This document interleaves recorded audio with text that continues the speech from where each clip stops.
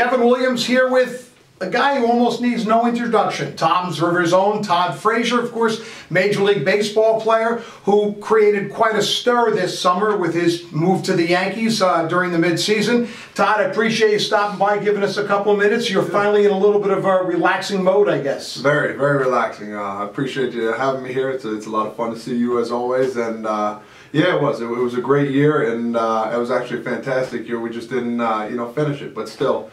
Dream come true for me, and to play with the Yankees, it was pretty fun.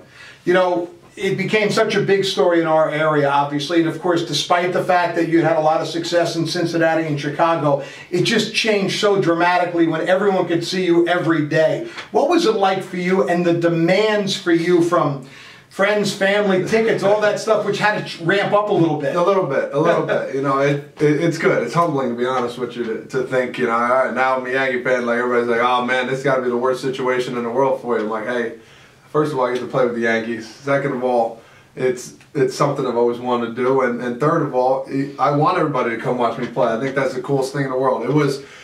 Once I figured out it was finally Yankees, because there was a little in between where I was going Red Sox or Yankees, and I didn't know how really great it was going to be honest with you. I get into the clubhouse, you know, I'm sitting next to Didi Gregorius, who I played with the Reds.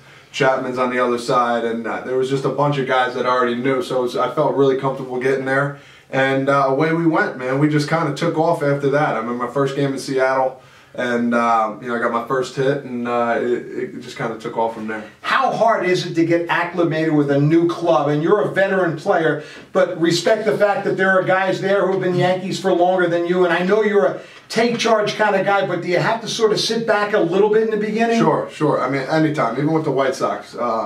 You know, coming in, you don't want to step on anybody's toes. You know, we got CC Sabathia, who pretty much took care of the pitching staff, and then, you know, Brett Gardner and Matt Holliday, you know, taking care of the hitters. So I just kind of followed the lead, and then, eventually, I tried, not taking over the team, but, help the squad as much as I could, and, hopefully to the best of my abilities. But like I said, we came up short, but the team was a fantastic team, and everybody played for each other. And I really haven't been a part of a team like that in the major leagues, where we're worried about winning instead of, and that was the most fun, because that's what we try and do. Yeah, because in a rough season, September can be a tough month, kind of a grind. This year, I'm sure you had like a renewed vigor. Without a doubt, and I've been through 3 seasons of that already. So I've been to playoffs 3 times out of my over 6 years playing in the big leagues, and they're not fun. September, all you're worried about is your fantasy football and college and pro football on Saturday and Sunday, and that's. When we played on Saturday and Sunday, we were watching the games, of course, but at the same time, hour before the game, TVs were off. Let's go. It's time for business. And I know, regardless of who you rooted for growing up, if you live here, Yankee Stadium is this shrine, and even though it's not the Yankee Stadium from your kid days, so tell me that first time walking in the home clubhouse and putting on the pinstripes. Yeah, I remember like it was like I did it yesterday. I remember getting my helmet. I think that was the coolest thing. I took my helmet, put it on, walked out there for batting practice, and it didn't feel, honestly, it didn't feel like old Yankee Stadium, but it was Mecca, man. It was the coolest thing. I got Joe Girardi telling me, how you doing, talking, and then I got Paul O'Neill walks by me, who I grew up idolizing. Give me a fist bump like we've been boys from back in the day, and I got Reggie Jackson, who I talked to for 20 minutes in the cage, every couple of days, and I mean, just. You pinch yourself. You got guys like Reggie. It's not like Joe Schmo down the street. He's telling me, he's teaching me little quirks here and there. You're not trying to revamp my swing, but just focused on little things about hitting and stuff that he did back in the day. I think it's the coolest thing in the world. Had to be so exciting too, because I imagine every home game there was someone there that had a connection to you. Yes. Not your parents, your brothers, their families, friends, former teammates, coaches. Yeah, it was cool. I mean, every time I went out, I always get outside to stretch really early. That's just something I've always done, and to see the stadium kind of get acclimated with it. And there's the guy from high school. There's a guy that I played at Rutgers baseball. There's a family member, and it made it that much more easier for me to play in that stadium. I love playing in front of my fans. I love playing in front of my family.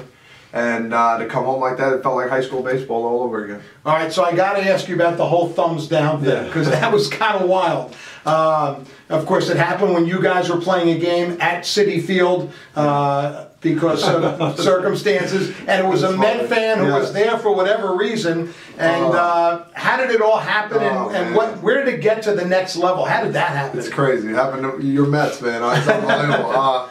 You know, I hit a home run, a 3-run home run against Tampa. I know they had the storm going on in Tampa. Right. We couldn't play there. Trying to find a place to play, and lo and behold, it basically felt like a home game for us. We're playing at Citi Field. Hit the homer. I hit home plate. I'm getting high-fived, and the camera guy just basically turned it to the guy. He found this guy, you know, a big guy that you can't miss with overalls on, and he just has his thumb down like this, just mad at the world. And Aaron Judge actually came up to me the next day and said, "You see that?" I said, "I actually did." You know, they put it on Twitter. It was like a gift, they call it, and he goes, "Next hit you get, you got to do it." So lo and behold, I get an RBI single, first at bat the next game, and I'm up first. I told Logan Morrison, first baseman for the Rays, I go, "But we're doing this thumb down thing. I don't know if you saw it." He goes, "Probably everybody's seen it. Just do it." I said, "All right." So I did it, and it caught on like wildfire, man, and that was it. The shirts and everything, all the teammates? It blew up. So, I mean, everybody, I told everybody in a little Players Tribune that I did with Derek Jeter that, you know, if you see me in the streets or anywhere, give me a thumbs down. I know you mean thumbs up. So I must have had a million of them, so it was cool.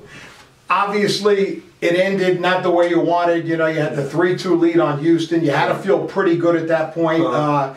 We really noticed, you know, and I think probably the entire country got introduced to the fact that Todd Frazier still does play the game with that little league enthusiasm. I mean, I don't know that anyone had more fun during the playoff run than you did. It was a blast. I mean, it's like a whole new season. We talk about it all the time. And first of all, to beat Minnesota, we're down 3-0 in the first inning. Dieter Gregorius, I think I've never seen a stadium more electric, like when he hit a 3-run homer in the first inning to tie the game up.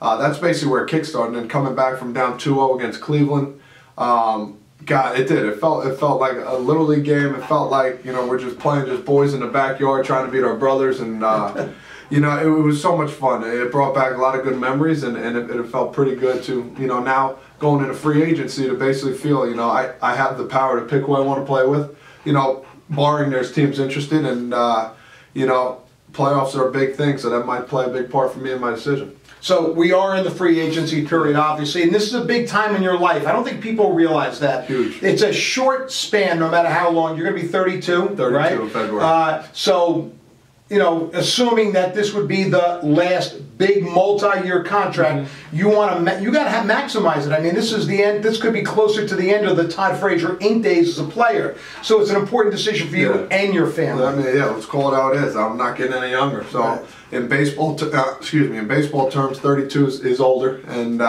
for me, it's big. And I've been waiting for this pretty much until when I got drafted, and you know, there's a lot to take in consideration. Like I said, we need teams interested.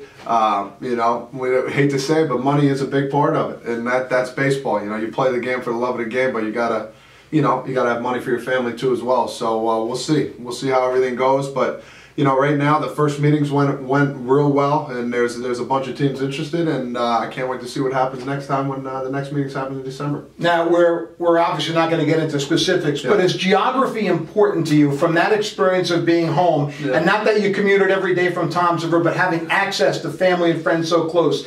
Is that something that may weigh in your decision? In a perfect world, yeah, but for me, not really. You know, I talk to guys like Mike Trout, you know, I'm like, dude, it'd be great to play with you. I talk to, you know, other players. I'm like, I think it would be cool to play with all these other players, but, you know, guys playing in California have no problems with it. I don't mind playing anywhere. And, you know, for me, location is not the biggest thing. I think the biggest thing is, you know, to be on a really good team that wants to win, and I think that's the bottom line. I was going to say, from what happened this year, and as you get a little bit older, winning really is important, right? It's huge. You know, you want to play for something, you want to have something meaningful, and like we talked about, September is a pain in the, even August, sometimes when you know you're out of it, it's just going through the motions instead of, you know, trying to, you know, I play for my family all the time and where I'm from, but, you know, it's tougher those type of days. So now here we are, you're back home. You're getting into your off-season routine a little bit. Is it different? Have you noticed people a little different responding to you from your Yankee experience? I mean, I don't know if it's a case where you're a guy that can't walk the streets, but sort of people know who you are. Especially in Toms River, man. It's great. Like I'll be at a Target or you know, ShopRite or whatever, at a restaurant. Somebody always come up. It's humbling. Like I said, it's nice. it's pretty cool. We have a lot of Yankee fans, a lot of Met fans. I mean, the guys, Yankee fans, thumbs down. We got the Mets fan, oh, you coming over, and then the Philly fan, we won. So it's like, it's great. It's pretty cool. My kids love it. My son adores it, all that kind of stuff. He'll show everybody his swing and ShopRite. He's not afraid. So. By the way, he's a lefty, right? How'd that happen? I don't know. He picked the bat up. I never taught him anything. He threw it to him, and he throws right-handed. So I told my agent, I said, you better not retire just yet. And he's ready to go. So it's all good stuff. So you're really enjoying time with the kids and your wife right now, because it's that window of opportunity you have. Without a doubt, man. We got the Christmas lights up already, man. We're having a good time. The trees are up, and and on my family, we celebrate Thanksgiving Eve with her in-laws, which is great, gracious that they do that. And then I celebrate Thanksgiving with ours on Thanksgiving Day. So we figure everything out, and we just roll with it. I'm working out a couple days a week, and lo and behold, we'll be back in baseball season in a couple months. It's crazy. So you're excited about what the future still holds for you? Without a doubt, and I know my family is, and wherever we go, it's going to be fun. It's going to be a great opportunity, and I'm going to play the game like I always have. Rutgers football, is it going to get better? I hope so. I hope so. I know the basketball team's 4-0, so we'll take that. We'll see how it goes. Catching up with Todd Frazier, we appreciate his time, and we'll certainly follow his tabs at free agency during the offseason, and who knows, maybe next year I can go to Citi Field and watch him play almost every day. When I first saw the release, An Evening with Todd Frazier, I kind of wondered what exactly that meant. Do we have to call your wife to find out what it is? But you are doing a special program on January 19th at the Grunin Center for the Arts at Ocean County College, An Evening with Todd Frazier. So what is it? Yeah, first of all, it's a question and answer. We're going to have a lot of conversations. I'm going to be talking too as well, about how the Yankees, about free agency, about basically anything baseball and family related. And I want everybody to come out and we can just have a really good time. I mean, that's basically it in a nutshell, and I think it'll be fun.